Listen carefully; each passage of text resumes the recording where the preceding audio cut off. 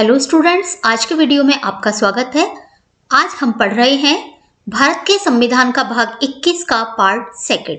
Students, पिछले video में आपने पढ़ा कुछ राज्यों के लिए जो विशेष उपबंध किए गए हैं उसमें अनुच्छेद 371 के फर्स्ट पार्ट के अंतर्गत अनुच्छेद 371 ए, बी, सी, डी और ई, इन सभी के अंतर्गत जो भी राज्य दिए गए हैं विशेष उपबंध वाले, उनके बारे में विस्तार से आपने पढ़ा और ये उपबंध क्यों दिए गए हैं इसका भी मैंने आपको उल्लेख किया था।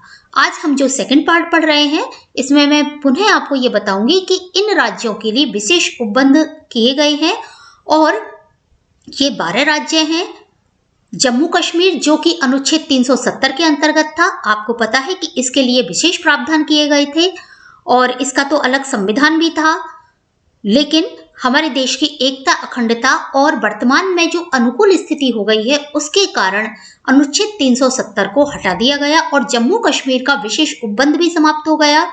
अब जम्मू कश्मीर हमारे अन्य राज्यों के समान ही अलग अलग राज्य के रूप में हमारे सामने है, ठीक है।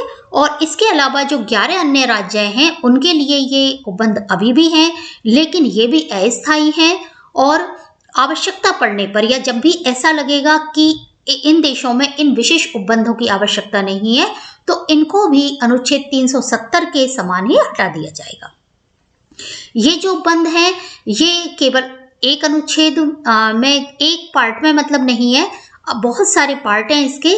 जैसे मैंने अभी आपको बताया कि 371 और 371 ए, बी, सी, डी, ई मैं आपको इसके फर्स्ट पार्ट में पढ़ा चुकी हूँ।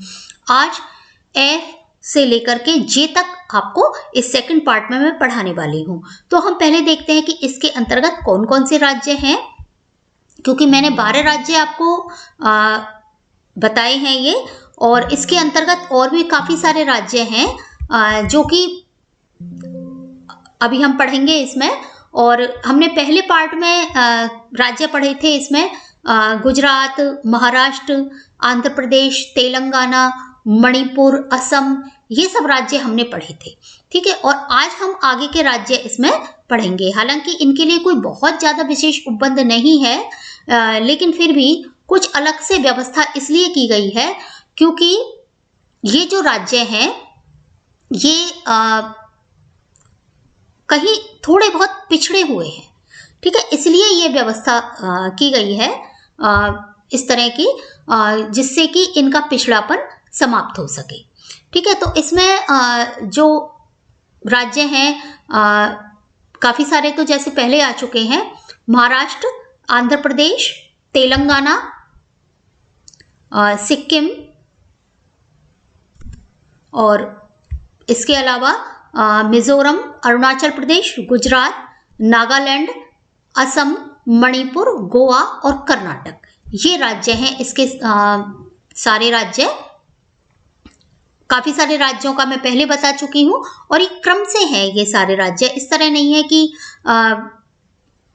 कहीं पर किसी भी राज्य को ले लो, क्योंकि 371 है उसमें गुजरात और महाराष्ट्र है और उसके बाद में ए, बी, सी, डी इस हिसाब से है, ठीक है। ई तक मैं आंध्र प्रदेश और तेलंगाना तक आपको बता चुकी हूँ।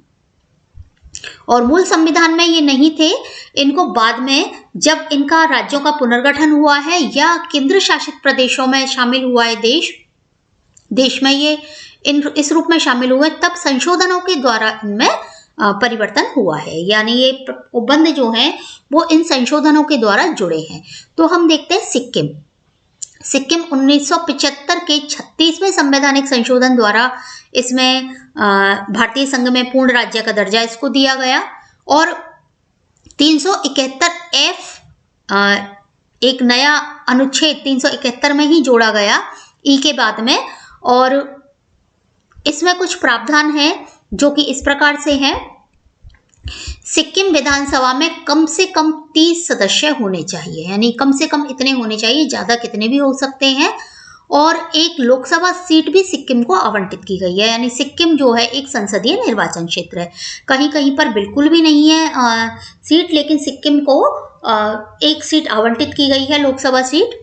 और सिक्किम की आबादी के विभिन्न वर्गों के अधिकारों और हितों की रक्षा के उद्देश्य से संसद को सिक्किम विधानसभा में सीटों की संख्या प्रदान करने का अधिकार है।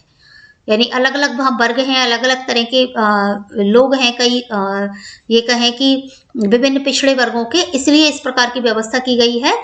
और विधानसभा निर्वाचन क्षेत्रों का परिसीमन भी केंद्र सरकार कर सकती है। सिक्किम की आबादी के विभिन्न वर्गों की सामाजिक और आर्थिक उन्नति सुनिश्चित करने के लिए शांति और न्याय संगत व्यवस्था की जो जिम्मेदारी होगी वो राज्यपाल की होगी, कि यहाँ पर सभी प्रकार की शांति और व्यवस्था बनी रहे, इसकी जिम्मेदारी वहाँ के राज्यपाल की होगी। राज्यपाल चूंकि केंद्र का भी कर्ता होता है, ये मैंने आपको पहले वीडियो में भी बताया है कि राज्यपाल सारी रिपोर्ट राष्ट्रपति को देता है, केंद्र सरकार को देता है और उनके निर्देशों पर कार्य करता है। राष्ट्रपति भारतीय संघ के किसी भी राज्य में लागू किसी भी कानून का विस्तार सिक्किम तक कर सकते हैं। यानी सिक्किम के अंदर कोई परिवर्तन सिक्किम की विधानसभा अपने आप नहीं कर सकती है, अपितु राष्ट्रपति वहां पर इस प्रकार का कोई भी कानून का विस्तार कर सकते हैं। अगला जो स्टेट है स्टूडेंट्स वो है मिजोरम। मिजोरम भी इसी प्रकार का है, जहां पर कि कुछ क्षेत्र पिछड़े हुए हैं, सारा क्षेत्र पिछड़ा नहीं है इनका, इनके कुछ क्षेत्र पिछड़े हैं। ये जो व्यवस्थाएं हैं वो वहीं के लिए है। हालांकि सिक्किम बहुत ज़्यादा विकसित भी नहीं है और काफ़ी बाद में भारत देश में शामिल किया गया था। मिजोरम जो है ये 371 जी के अंतर्गत, यानी जी इसमें एक नया क्लू जोड़ा गया 371 में ही, और 53 अमेंडमेंट हमारे यहाँ हुआ है 1986 में, उसके अंतर्गत इसमें कुछ प्रावधान जोड़े गए हैं। जो विशेष प्रावधान वो है कि जो संसद के अधिनियम मिजोरम पर तब तक लागू नहीं होंगे जब तक कि राज्य विधानसभा ऐसा निर्णय ना ले ले, क्योंकि वहाँ की अपनी कुछ प्रथाएं परंपराएं, जैसे हमने नागालैंड के बारे में पढ़ा पिछले वीडियो में, वो ही सेम यहाँ मिजोरम में लागू होता है। देखिए ये जो 7 सिस्टर्स हैं, यहाँ पर थोड़ी सी अलग व्यवस्थाएं हैं, इनकी सबकी प्रथाएं परंपराएं अलग अलग हैं। और हमारा ये संविधान ये मानता है, हमारे देश के लोग ये मानते हैं कि प्रत्येक व्यक्ति को अपनी प्रथाएं परंपराएं, अपनी संस्कृति को बनाए रखने का अधिकार है। ये हमारे संविधान के भाग 3 में भी दे रखा है, अनुच्छेद 29-30 के अंतर्गत, अल्पसंख्यकों के अधिकारों के अंतर्गत, और नीति निर्देशक तत्वों में भी है। और यहाँ भी इनके लिए विशेष उपबंध हमारे यहाँ बनाए गए हैं कि जो मिजो लोग हैं, मिजोस जो हैं, उनकी धार्मिक और सामाजिक प्रथाएं बनी रहेंगी। मिजो प्रथागत कानून और प्रक्रिया, यानी जो भी कानून मिजोरम में चलते हैं, जो प्राचीन जो कानून प्रक्रिया चलती है, उनमें किसी प्रकार का हस्तक्षेप नहीं किया जाएगा।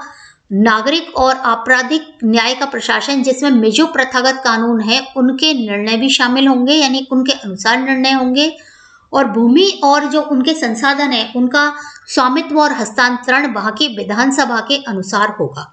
यानी केंद्र सरकार अपनी मनमानी यहाँ पर नियम कानून लागू नहीं कर सकती है, ठीक है, क्योंकि मैंने जैसे बताया कि जो ये स्टेट हैं सबकी इनकी अपनी व्यवस्थाएं हैं और विधानसभा में कम से कम 40 सदस्य होने चाहिए मिजोरम की में।